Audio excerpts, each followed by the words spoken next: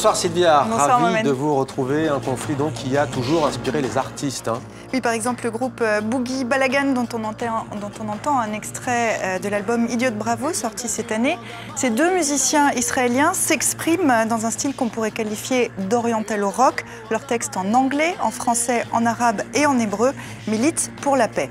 Le cinéma, Mohamed, est aussi un vecteur puissant. On citera les incontournables et prolifiques réalisateurs Elias Suleiman, palestinien, et Amos Gitaï, israélien. Mais ils sont nombreux. Pour preuve, Ajami, un film noir sorti en 2010 et réalisé à quatre mains par un arabe et un juif, tous deux citoyens israéliens. Collaboration assez rare pour être mentionnée. Skandar Kopti et Yaron Shani ont fait le choix assez audacieux de réaliser un polar, un genre laissé en friche en Israël.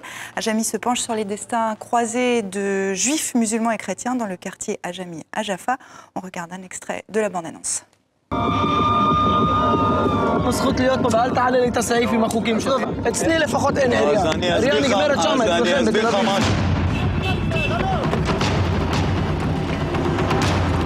טוב, צא החוצה, צא. סליחה, למה לעצור סוחר סמים? השכנים שלו, שהוא מוכר לילדים שלהם סמים, עוזרים לו במעצר, משחררים אותו. واحد فيش عنده مصاري اليوم، فيش عنده قوة، فيش عنده ظهر، فراطة بعد. فراطة، أشكر فراطة.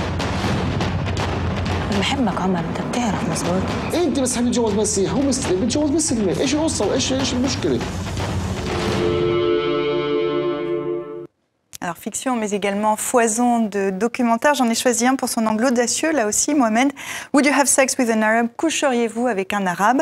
Question provocatrice que pose en 2012 la réalisatrice française Yolande Zoberman dans des boîtes de nuit pour scanner la société israélienne via l'intime.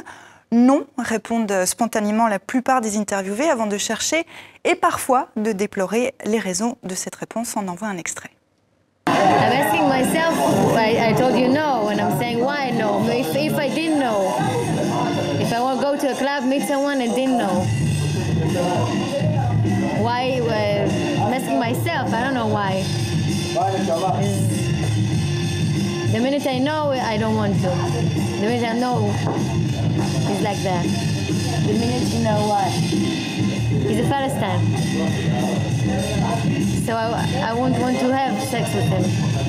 But if I didn't know, maybe I won't have a problem. So what's wrong with me? You know? I don't know. Et sachez qu'il existe justement à Paris un festival, hein, Sylvia, que vous connaissez, qui s'appelle Ce Proche-Orient, ce que peut le cinéma. Les rois de l'absurde maintenant qui ont définitivement tiré leur révérence. Sylvia, cette fois, c'est la dernière. Oui, une image. Regardez, écoutez.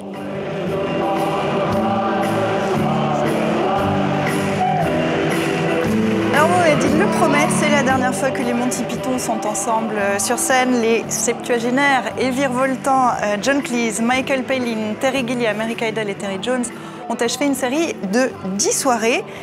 Leur dernier spectacle, sachez-le, remontait à 1980. Alors c'est à guichet fermé qu'ils ont joué devant 14 000 spectateurs acquis à leur humour.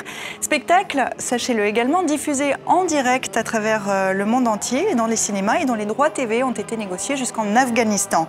Leur mot de fin, cette chanson qu'on vient d'entendre, chanson de la vie de Brian. Prenez toujours la vie du bon côté, Mohamed. Eh oui, c'est ce qu'il faut, Sylvia, du piano maintenant. Avec le 34e. Oui, absolument, et on va voir pourquoi. C'est le 4e Festival international de piano de la Roque d'Enterron en France. Un rendez-vous devenu incontournable tant pour les stars du clavier que pour les amateurs de musique. Il faut dire que les 70 concerts sont donnés pendant un mois dans un cadre idyllique. Un piano qu'on apporte sur scène, protégé comme un pur sang avant une course, mais tiré en majesté par un tracteur. Depuis que le festival de la Roque d'Enterron existe, chaque fin d'après-midi, le rituel est immuable.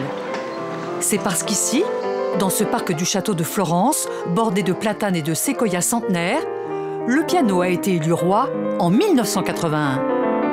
Le piano et ses interprètes. D'être ici, c'est vu comme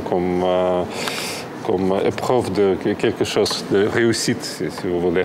Alors là, c'est vraiment un des plus prestigieux festivals du monde pour les pianistes. À la tombée de la nuit, quand les concerts commencent, les cigales n'ont jamais fini de chanter. Mais cela ajoute au charme de ces soirées musicales. quand j'ai vu cet endroit, je me suis dit, mais c'est le lieu idéal pour la musique. Parce qu'au fond, Liszt était extrêmement inspiré par la nature, Beethoven, Schubert. Et là, on remet la musique à sa vraie place. 70 concerts, plus de 100 solistes invités. Le festival va durer 1 mois. Le prix des places s'échelonne entre 10 et 53 €. Près de Marseille jusqu'au 17 août, Mohamed. Près de Marseille, dans le sud de la France. Exact. Comme ça, tout est dit. Merci Sylvia, c'était Demandez le programme. À demain. À demain.